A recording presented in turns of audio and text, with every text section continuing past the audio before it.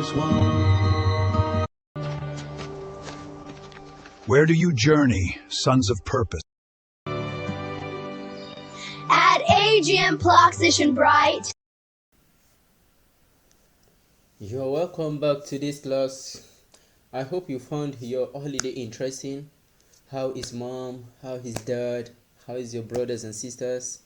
Fine. Let's move to today's topic.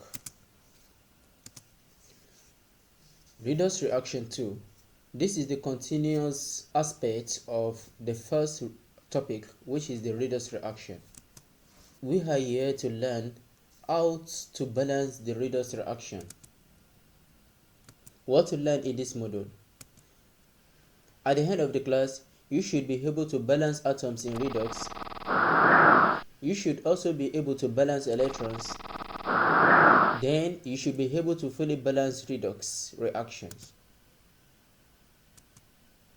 Balancing redox reaction. What is redox reaction? We already know the definition of this, and that is a simultaneous reaction that involves reduction and oxidation processes. Balancing reduction reactions has a simple method which I'm going to analyze here. The steps include: 1. You have to balance all atoms except oxygen and hydrogen. 2. You have to balance oxygen by using water. 3. You have to balance hydrogen by protons. And the last one is balance charge or charges using electrons. In a rhythmic way, you can actually say all atoms by atoms, oxygen by water, hydrogen by proton, charges by charges. Actually, if you want to teach a younger class, maybe primary 1 or primary 2, this is very useful for an easy identification. I hope you understand this step. Let's go to the first example. We have this question before us. Can you balance ion 2 plus, which produces ion 3 plus? Before we continue, we just have to understand what this really means. The meaning of this is that at the reactant side, which is at the left hand side here, you have ion 2 plus. Then at the product side, at the end of the reaction, you got ion 3 plus. The question is, how does this become this? Then what are the things that has escaped the process? Because we believe, according to the conservation of mass, that mass can neither be created nor destroyed. Definitely something has been removed. What is that?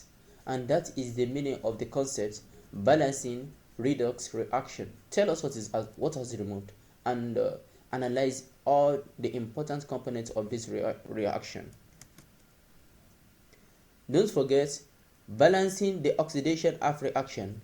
First of all, you have to split this reaction into two. If it includes oxidation and reduction, place the oxidation reaction to the left hand side and the reduction reaction to the right hand side.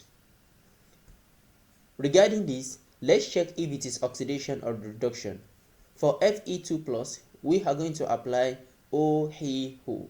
What am I going to use here? Is it in terms of oxygen? No. In terms of hydrogen? No. In terms of electrons? Absolutely.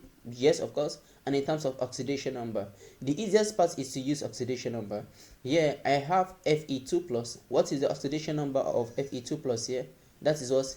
And the oxidation number of ion here is what? 3+. 2 plus to 3 plus, that is increasing. Definitely this is what? Oxidation. Then I will place my oxidation at the left hand side. Do we have reduction in this reaction? No, of course. Then I will leave this empty. And what are the steps? Balance the atoms. So ion, how many atoms of ion do we have here? Do not consider the 2 plus here, and do not consider the 3 plus here.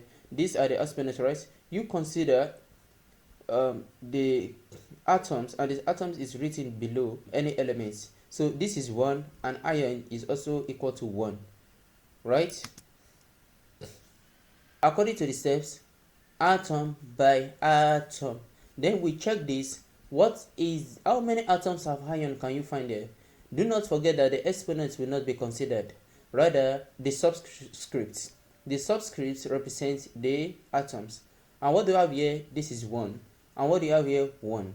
Atom is balanced by the atom, the same atom. Then the next step is oxygen by water. Can you find any oxygen here? No, of course. So we are going to skip that step. Then the next step is hydrogen by proton. Do you have any hydrogen in this equation? No, of course.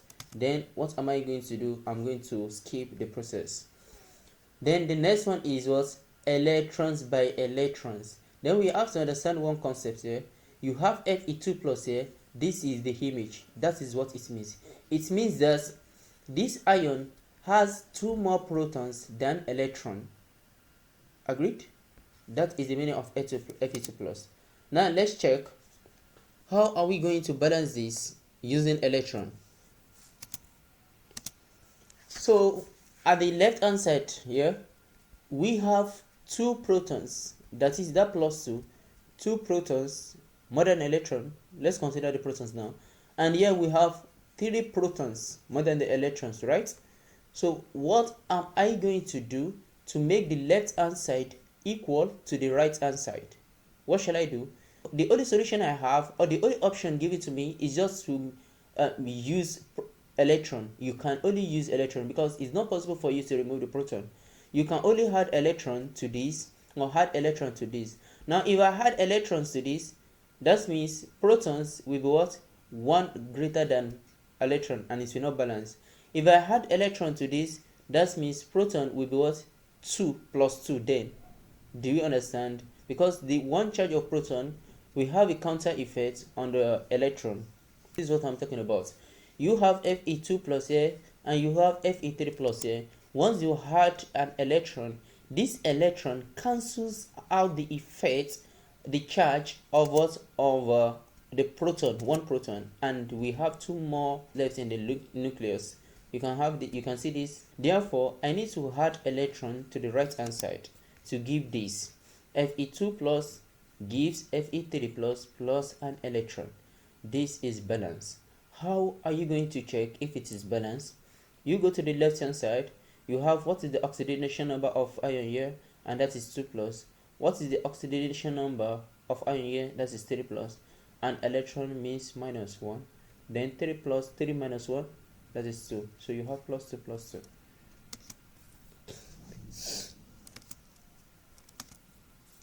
We have another example